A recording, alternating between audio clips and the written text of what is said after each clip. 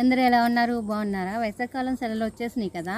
అమ్మమ్మల ఇంటికి, నానమ్మల ఇంటికి పిల్లలు వచ్చేసి ఉంటారు కదా! అయితే నేను ఒక స్టోరీ చెప్తున్నాను. నా చిన్నప్పుడు విన్న స్టోరీ మీరు కూడా పిల్లలకి చెప్పండి.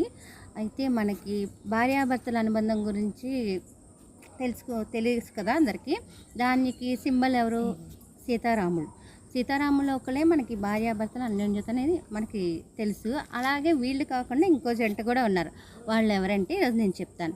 రాముడును సీత అరణ్యవాసానికి వెళ్ళినప్పుడు వెనకాల లక్ష్మణ స్వామి వెళ్ళారు కదా! అయితే లక్ష్మణ స్వామికి కూడా అప్పుడే పెళ్ళయింది.